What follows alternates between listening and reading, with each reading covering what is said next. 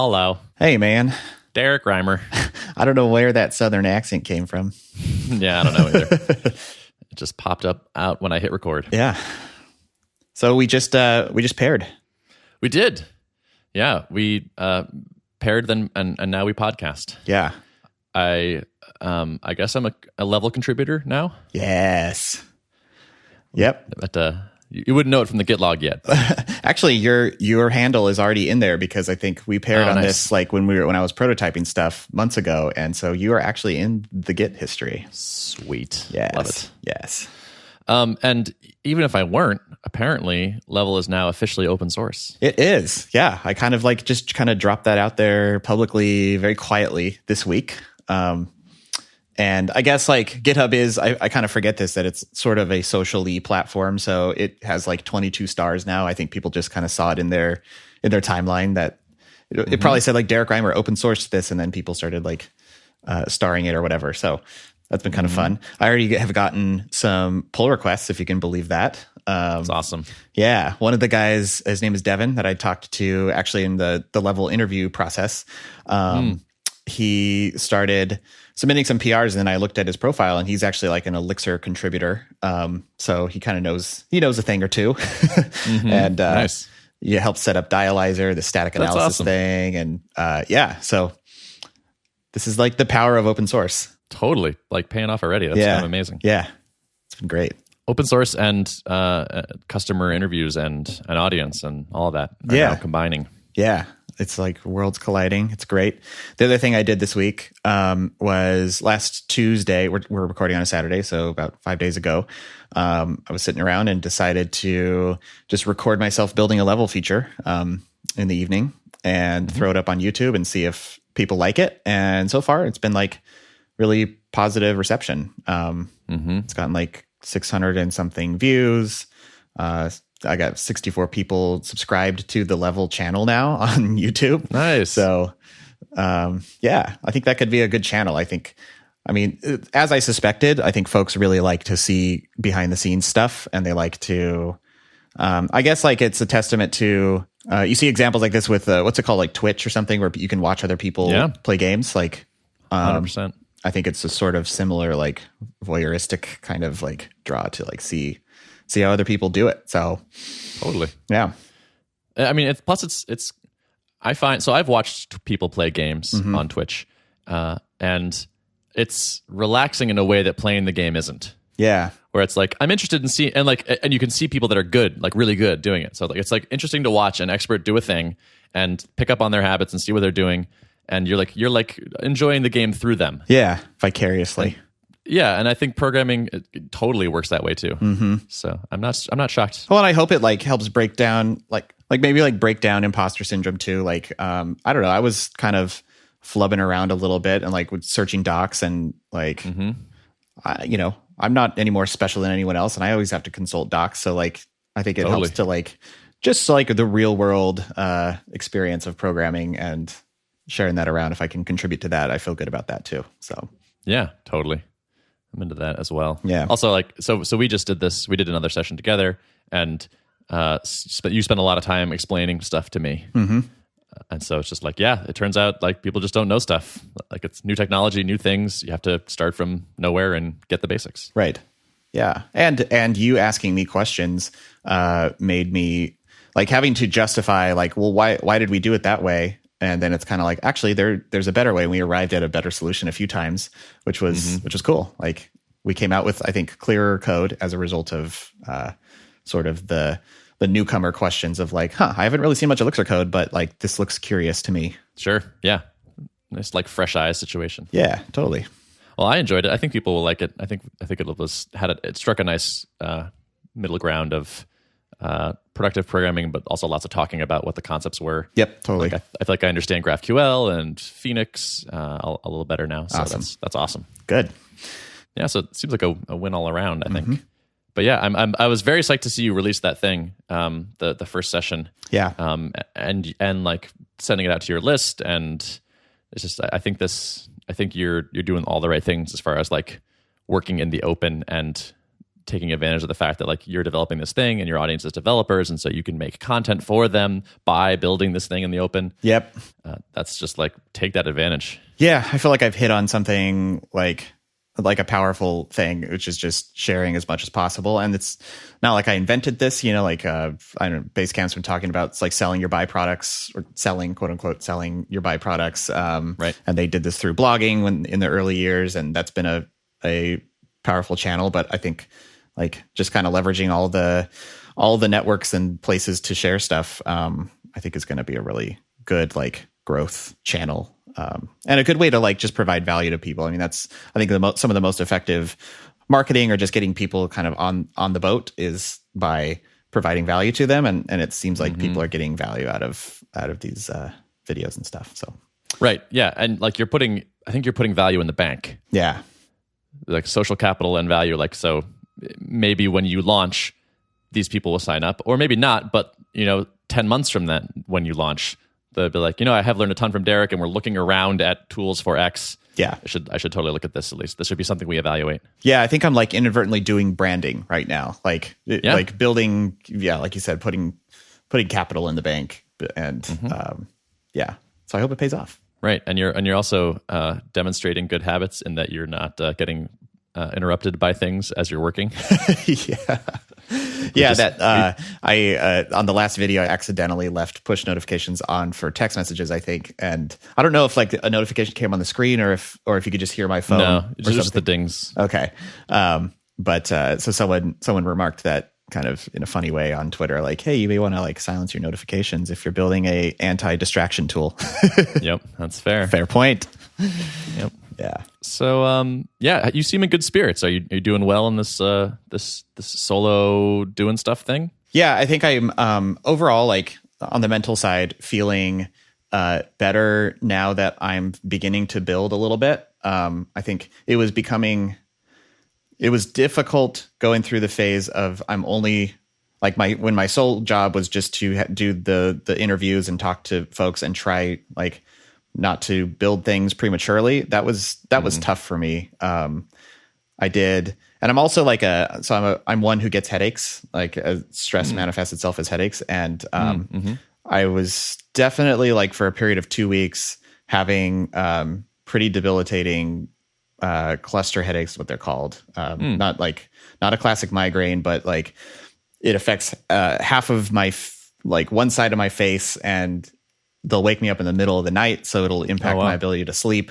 And they tend to come in cycles. Like I get them usually for a bout of 2 weeks once a year, but I think they can be triggered by like latent stress. And like as soon as I left Drip and went fully on my own, I started to get these headaches periodically.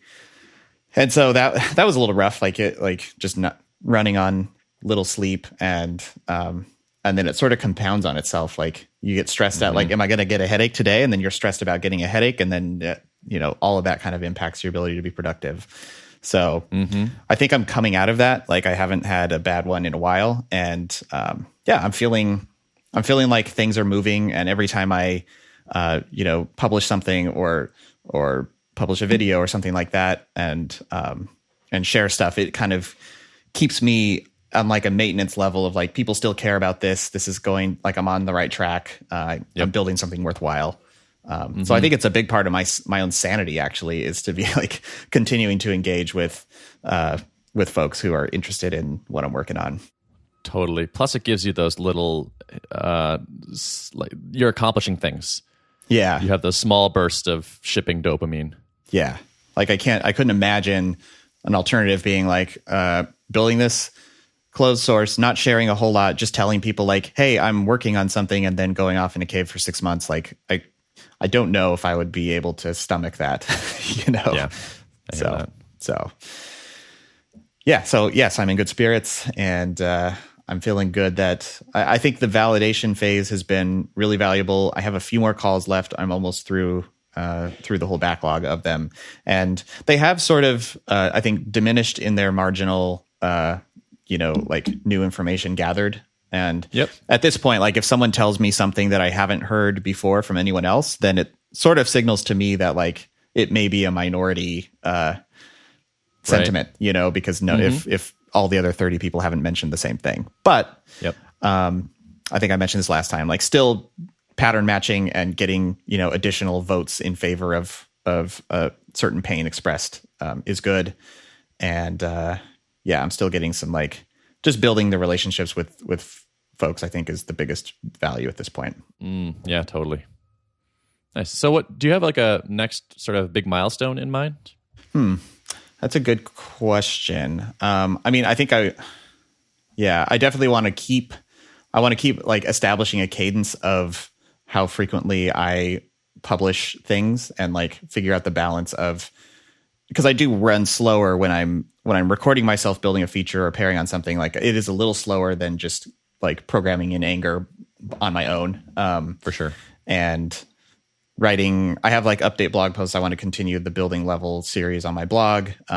And that stuff takes time too. So I think I need to get in a groove first and figure out the balance of where I'm allocating my time. But yeah, next big milestone. I don't know what that would be, actually. I need to figure that out. The one I'm curious about is when, I noticed that you are making GitHub issues. Yeah. For Level, and I find myself wondering, how long until you can use Level to track the work on Level? Yeah. I think that's a great first product milestone, is to start dog fooding it, as they say. Mm-hmm. Right. Yeah. And you and I aren't very much coordinating on it, but we did pair today, and so it's if I had a thought, how long until I could post a message in Level land and be hey, have you considered X? Yep. No, that would be, I think, a great getting to that step would be, if it's usable for me internally, I think as soon as I can get there, the better. Totally. Yeah. And it feels like that will help you focus the initial set of features. Yeah, I've started. So I think that I'm going to start using GitHub issues just to kind of track steps, tasks coming up on my list of to-dos. I obviously have hundreds of to-dos to even get to that point, because I'm breaking things into small chunks. But I think I want to deliberately not dump them all into GitHub issues. I want to keep that place pretty pristine and a sane, small, short list of things to do in the near-term future. But I think it's going to be cool to sort of track that work out in the open too, so that anyone who's kind of following the open source progress can just go and check in on the progress and see how it's going. Yeah, that's very cool. Yeah. Let's see. One other update too is I actually teased this on the pairing recording, so you guys should go watch that. But I've basically finalized the logo for Level. Been working with Steve Shoger, and I'm really happy with how it turned out. So we're still might end up tweaking some of the colors a little bit, but I think we're definitely in the ballpark of where they will end up. So it's interesting what a psychological thing that is to have a logo. Yeah, totally. And I have actually a question. So for you, get your hot take on this. I've been trying to figure out what the domain will be, where would the online home be for Level. And ideally, I would have consistency across all channels. So, I would like a unified domain and handle to use on GitHub and Twitter and YouTube and maybe a .com, and if ideally it would be the same everywhere, I think. And I was brainstorming with some friends yesterday, and one of the ideas that came up was Level Teams. And I was able to secure levelteams.com. I secured the Twitter handle, Instagram handle, GitHub handle. So Instagram. I mean, just in case. Yeah, why not? You gonna take selfies while you're writing it? Hey, I don't know. Figure out something to share on that channel. Sure. Why not? So, but what do you think? What's your take? I like it. I hadn't actually thought about Level as an adjective when you told me the name of it. I was thinking Level, I guess it's I was like, it sounds cool. It's short. It has a nice feel to it. But I hadn't thought it's there's an adjective behind that word that implies things that you want this product to cause teams to be. Yep. And so throwing it in front of a noun helps clarify that for me. But right. I'm into it. Okay. And I mean, it is a tool. It's a tool for teams. So it's saying this is, Yeah. It's funny because having previously founded GetDrip, I imagine you're aware that whatever you throw in that URL is going to be your semi-official name. Yes. And, get level was not available anyways, but I was like, I am so over the get modifier. Like, yeah, totally.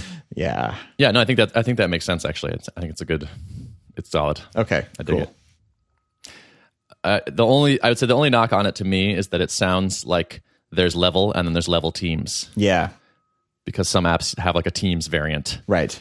And I mean, it's like Microsoft's Slack competitor is called Microsoft Teams, but I don't think there's any kind of dicey trademark. Like Teams is it's a English word, like, Yeah. So, and you're right there. And I'm still calling the product level, not level teams. It's just the domain. So, gotcha. Yeah, I think I'm into it. Okay. Yeah, I think I'm zeroing in on that. Like, so the alternative was I was exploring the alternative TLDs. I have like level.space because I'm calling them spaces in level. I don't know if you I like that too. Which one do you prefer? So this is just like your URL / identity on like GitHub organization and things like that. Yep. So like level.space versus levelteams.com. Yeah. That's tough. The .space is pretty damn cool. Mm-hmm. I kind of like level.space for a URL. Yeah. Would people call you level space? Probably not. Yeah. I feel like they'd still call you level. I may end up getting called level.space. Think of like the .ios, like segment.io, and they tried hard to be like, we are just segment, but everyone just always says .io. Yeah. I like to pronounce the IOs like segmentio. Yeah. Back when Barometrics didn't have their .com, I used to call them Barometrexio. I love that. That's great. Yeah. It was just fun to say. Every time I logged in, I was like, I'm going to go look at Barometrexio. Yep. I don't know. I think level.space is just such a cool URL. I did too. Yeah. I think it's cooler than levelteams.com. Mm-hmm. I mean, so I also could do a hybrid where I establish my unified identity across where handles are assigned, Twitter, GitHub, all those things. Could be level teams.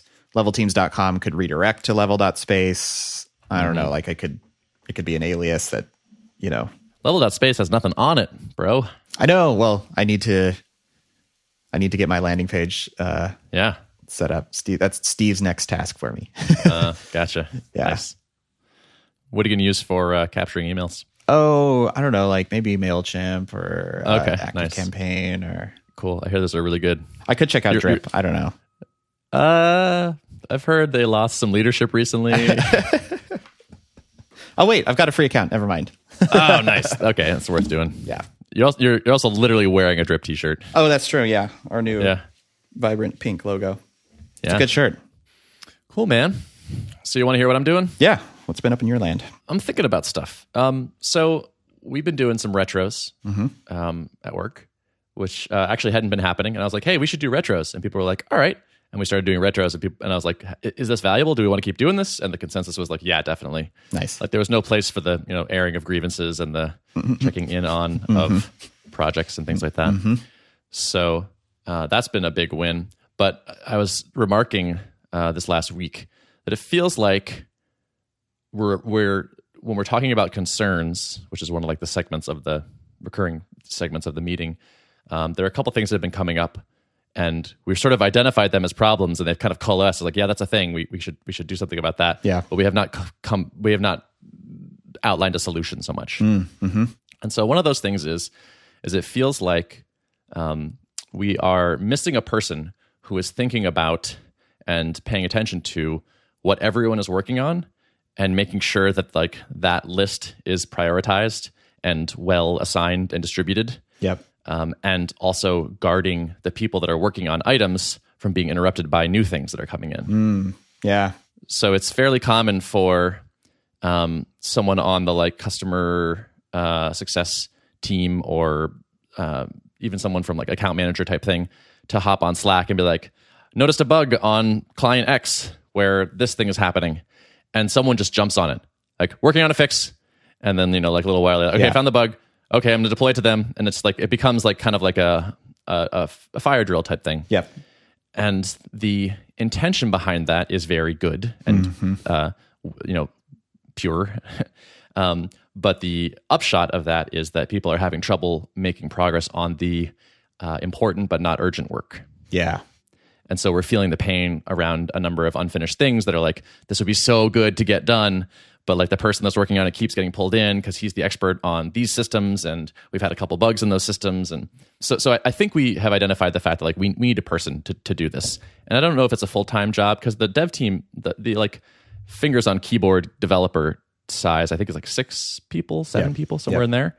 So I don't know if this is like a full-time project manager type person, or if maybe it's just someone who like it becomes the interface between the dev team and the rest of the company. Yeah.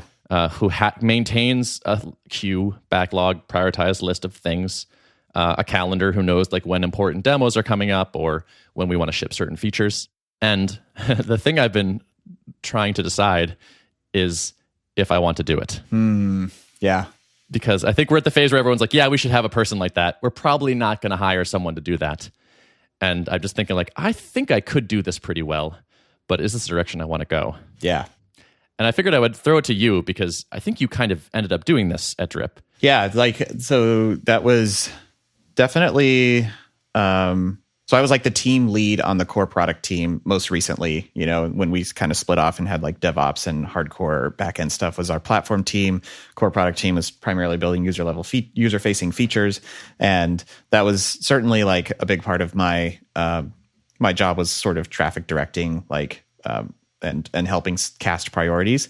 We did eventually, as soon as we hired Brendan, our senior director of product, he took a lot of that burden and sort of just started like filling that role of project manager, especially when we like, for example, started our visual email builder project. And that was sort of a standalone project with primarily our 2 front-end devs.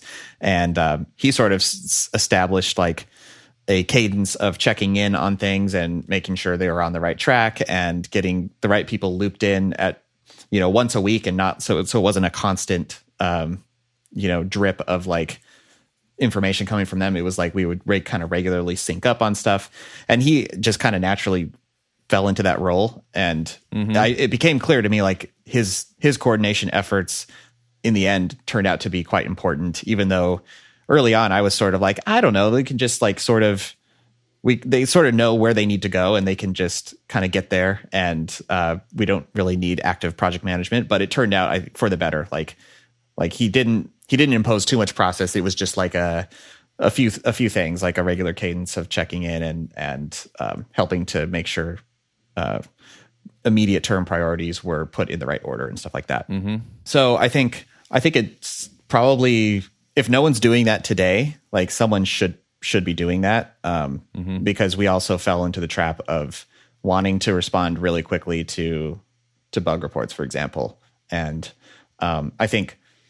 there's somewhere between like immediately jumping on it and waiting a week. There's probably, if you think about it, some kind of like implicit service level agreement on like how quickly, as a policy, as an organization, how quickly do we want to respond to bug reports and stuff like that. And so I think one thing that's probably going to be important to do is to like keep them out of a place like Slack and make sure it's like filed in an issue tracker, labeled appropriately, and then it's like we can always come back and like consult that, but it's more asynchronous. It doesn't quite feel like totally so urgent. I don't know. Yeah. So to me, the question. So I think there are 2 big areas where I can help the team, and one is to focus on process and to sort of be this person to help establish this kind of thing that I've been talking about. Yeah. And the other is more on engineering. So it's like to pair with a lot of people to offer architecture advice and things like that. Yeah. And I'm trying to decide, like, do I want to take on the former at the expense of some of the latter? And I don't actually know, like, is it a fantasy to assume like, oh, maybe I could kind of do both? Yeah. Or it's like I spend only part of the time thinking about the work prioritization and talking to other people and whatnot, and I spend some of the time pairing and writing code myself. I'm not sure. Yeah, I think it depends on how, like, what's the volume of I guess, bug reports or things that would kind of be interruptive, like I need to get this filed right away. Like, do you feel like you could like say I'm going to spend a few hours in the morning doing this stuff, and then like afternoons I'm going to only code, or vice versa? I think the volume is not too crazy, such that I could do that. Yeah. And also, like, some of these bug reports are coming in via Slack, like when it's a little bit more like this thing is kind of on fire. But people also are already somewhat trained and familiar with filing GitHub issues. Yeah. So they're just like, here's a bug I noticed on whatever. Here's some screenshots. Let's try to fix this. Yeah. So I don't think I would need to be in full interruptive bull mode. Yeah. All the time. Yeah. Yeah. So I think it's possible it's a part-time thing. I think it is too. Like, as long as, like, I think you have to establish some of those like expectations as an organization on how that information flows. And I think like organizations that aren't super diligent about that end up having a project manager type person who's just constantly being interrupted all day long, and information is just being thrown at them, and they're having to file the actual tickets. They're having to just like field all the incoming stuff. But if people if enough process is put in place where it's like people understand where to put things and they don't have to go tap a person on the shoulder, that person being you, then I think it's totally doable as like a part-time thing. Yeah, I will for sure. I mean, I would definitely not do this if I couldn't establish some sort of queue that stuff would go into that could later then be processed. Yeah. And yes, interruptions are fine if it's urgent, but in general, we'll use it this process. Yeah. So I have a question. Who's is there somebody who's like figuring out what features get built next? Like, is there someone directing the product roadmap? Yeah, I'd say that's flowing from the CEO mostly. Okay. He is in touch with a lot of clients. He is still very involved in the sales process. Mm-hmm. And so the roadmap is mostly coming from him. Got it. And so like if there's, that's one other thing to think about too is like you guys as a team have a finite amount of time to allocate towards feature development versus like bug maintenance or whatever. So then like, I guess figuring out what the expectations are organizationally on, like what is the policy around fixing bugs versus and letting that delay features versus not. Totally. Right. And that's not being explicitly discussed. Yeah. And so that's like part of the issue right now. Yeah. Is that like features are not getting shipped super fast, partly because we spend a lot of time getting interrupted. Yeah.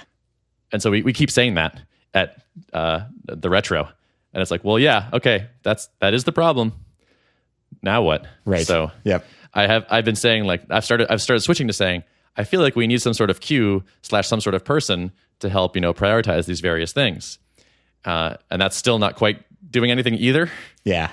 And I haven't gone to the point where I've said I guess I should just do this. Right. But so I'm trying to decide if I want to say that or if I want someone else to do it. Well, and I think as long as you have the support of your boss effectively of like, this is what I'm taking on. This is the cost of me taking this on, but we need it. Yeah. And is that cool? And that's a good way of thinking about that. Yeah. Because it will harm your productivity somewhat because it'll take, even if it's a couple hours a week. That's a couple hours a week, so. Yep, for sure. And I would say we have some process issues and we also have some engineering code quality issues. So it's not like the code is already an A+ and I could just focus on process and we'll be in the clear. There's a fair amount to do on both sides, I think. So it's tricky to figure out like what's the best thing for me to focus on? Yeah. What's the thing I want to focus on? Yeah. So, but we'll see. I'm going to keep thinking about it. Yeah. But hopefully not too much longer. I'm leaning towards just sort of trying it. Mm-hmm. Just like let's do an experiment. Let me explicitly take these things on for a little while and see how it works for everybody involved. Yeah, I feel like that's probably the best way to approach it rather than just thinking about it. Yeah. Yeah. Yep, totally. Let's bias towards action, Yeah. Cool. Well, thanks for the feedback. Yeah, you bet. All right, we got to wrap up. We both got stuff going on. Yeah, let's wrap it. Cool. Show notes? Show notes are at artofproductpodcast.com. Awesome. Good talking to you. You too, man.